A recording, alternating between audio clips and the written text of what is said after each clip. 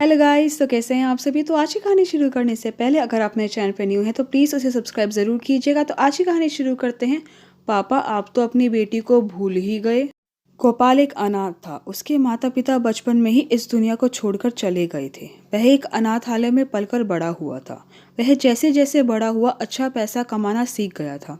जब उसकी शादी कलावती के साथ हुई तब उसे महसूस हुआ कि घर का सुख क्या होता है। काम पर से घर आता तो इंतजार में बैठी पत्नी मिलती, गर्मा गर्म खाना परोसती। दिन सोने के तो रात चांदी की होने लगी। और जो कमी थी वह एक बेटी होने के बाद पूरी हो गई। बेटी के पैदा होने के बाद उसके काम में काफ़ी बढ़ोतरी भी हो गई थी, तो उन्होंने उसका नाम लक्ष्मी रख दिया। हंसते खेलते समय का पता ही नहीं चला और लक्ष्मी 1 साल की हो गई। एक दिन कलावती को बुखार हुआ तो जैसे वह उसे इस दुनिया से ले जाने का बहाना था। गोपाल की खुशियों को तो जैसे किसी की नज़र लग गई थी। अब वह बच्ची को संभाले या काम पर जाए। कुछ दिन तो रिश्तेदारों ने, पड़ोसियों ने मदद करी, पर घर परिवार तो सबके हैं। अब वह और उसकी बच्ची दो ही रह गए। कुछ दिनों तक वह जिनके साथ काम करता था, इंसानियत के नाते उन्होंने कुछ नहीं बोला। पर कब तक चुप रहते। फिर बोले, भाई देखो, तुम दोनों काम इकट्ठे नहीं संभाल सकते। तुम ऐसा करो, दूसरी शादी कर लो। देखो, ज़रूरी नहीं कि सारी सौतेली माएँ बुरी होती हैं। वो भी काफ़ी दिनों से घर का काम, बाहर का काम और बच्ची को संभालना काफ़ी परेशान हो चुका था। काफ़ी सोच विचार करने के बाद वह रिश्ते के लिए हाँ कर देता है और रिश्तेदार भी चंद्रप्रभा को उसके लिए पसंद करके उसका विवाह उसके साथ करवा देते हैं। वह दिखने में जितनी सुंदर थी, जुबान की उतनी मीठी भी थी। शुरू शुरू में तो उसने लक्ष्मी का पूरा ध्यान रखने का नाटक किया और धीरे धीरे गोपाल को अपने वश में कर लिया। 1 साल बाद उसने भी एक बेटी को जन्म दिया और नाम रखा भैरवी। दोनों बहनों में 2.5 साल का अंतर था। उसने 2-2 साल के अंतर पर 2 बेटों को जन्म दिया। अब तो गोपाल का लक्ष्मी पर से बिल्कुल ध्यान हटने लगा था। सारे बच्चों को बारी बारी स्कूल में दाखिला करवा दिया। लक्ष्मी तो उसकी सौतेली माँ को फूटी आंख नहीं सुहाती थी। वह कभी उसकी कोई बुक छुपा देती तो कभी कोई।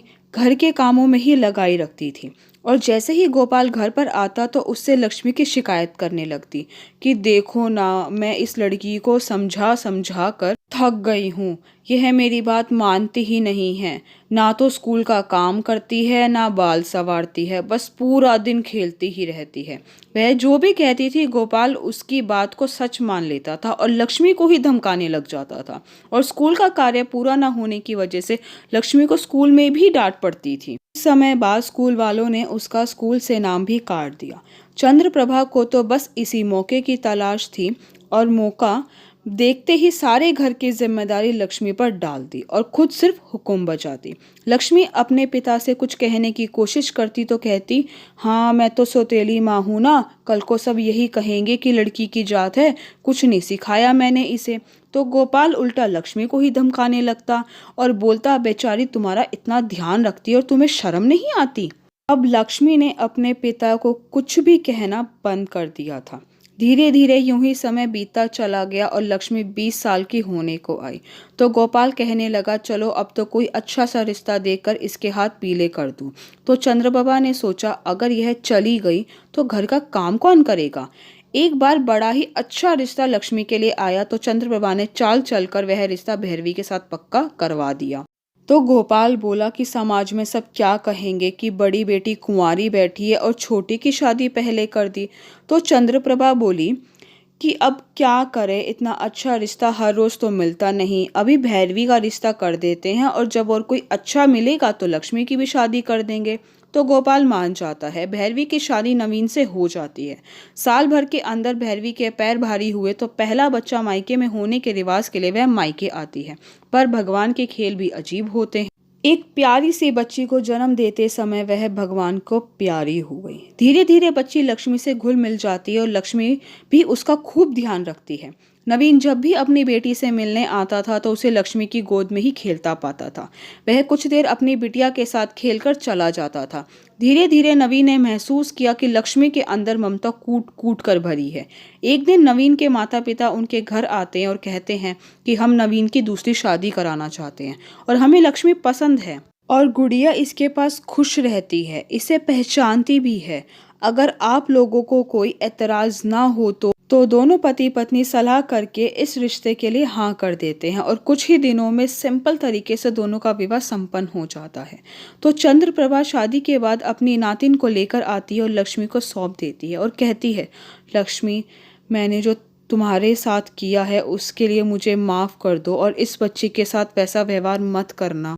तो लक्ष्मी कहती है, माँ आप बिल्कुल भी चिंता मत करो, गुड़िया मेरी सौतेली बेटी नहीं, मेरी पहली संतान के रूप में मेरे पास रहेगी।